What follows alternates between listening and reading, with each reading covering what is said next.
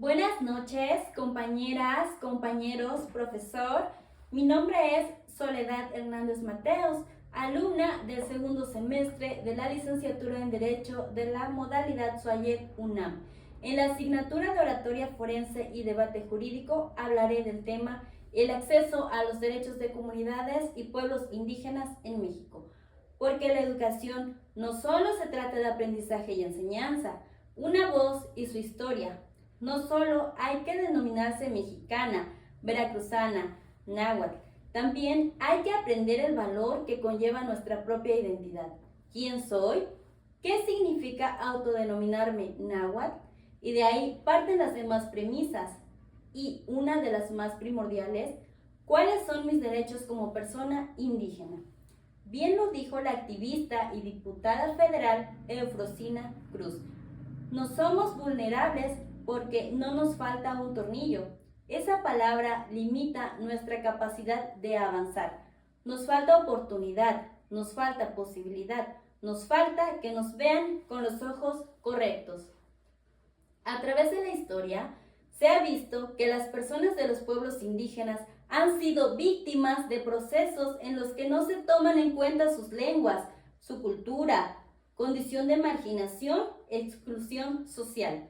En ocasiones viven actitudes discriminatorias, racistas, que impiden el disfrute pleno de sus derechos. Por ejemplo, cuando existen intereses privados por la explotación de recursos naturales como la tierra, agua, bosques, subsuelo, etc. La Constitución Política de los Estados Unidos Mexicanos, en su artículo 2, indica que la nación mexicana es única e indivisible. La nación tiene una composición pluricultural, sustentada originalmente en pueblos indígenas, que son aquellos que descienden de poblaciones que habitaban en el territorio actual del país, al iniciarse la colonización, y que conservan sus propias instituciones sociales, económicas, culturales, políticas o parte de ellas. Son comunidades integrantes de un pueblo indígena aquellas que conformen su unidad social, económica y cultural, asentadas en un territorio y que reconocen autoridades propias de acuerdo con sus usos y costumbres. Una persona indígena es aquella que se autodescribe y autorreconoce como indígena y que asume como propios los rasgos sociales y las pautas culturales que caracterizan a los miembros de los pueblos indígenas. Son personas en situación de vulnerabilidad, aquellos grupos o comunidades que por circunstancias de pobreza, origen étnico, estado de salud, edad, género o discapacidad se encuentran en una situación de mayor indefensión para hacer frente a los problemas que plantea la vida y no cuentan con los recursos necesarios para satisfacer sus necesidades básicas. La vulnerabilidad coloca a quien la padece en una situación de desventaja en el ejercicio pleno de sus derechos y libertades.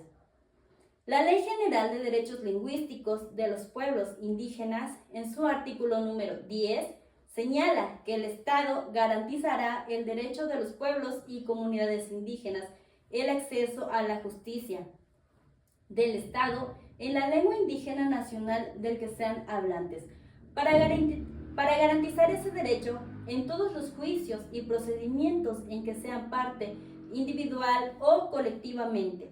Se deberán tomar en cuenta sus costumbres y culturas, respetando los mandatos de la Constitución Política de los Estados Unidos Mexicanos.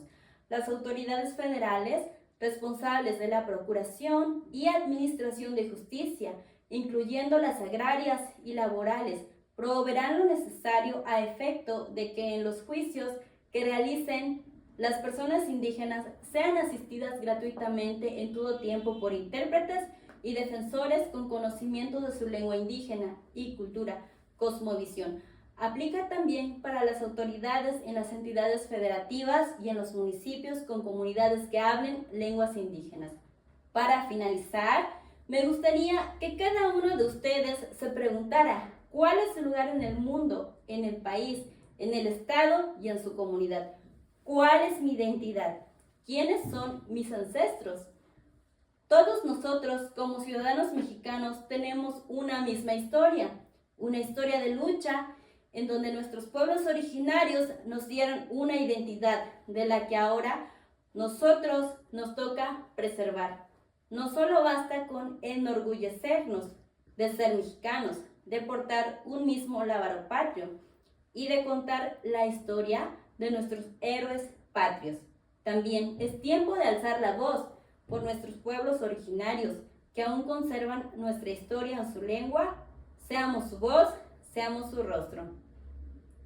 Me despido con el siguiente poema de la poeta oaxaqueña Irma Pineda. Nuestra palabra seguirá siendo canto. Somos hijos de los árboles que nos darán sombra a nuestro camino. Somos hijos de las piedras que no permitirán el olvido. Muchas gracias.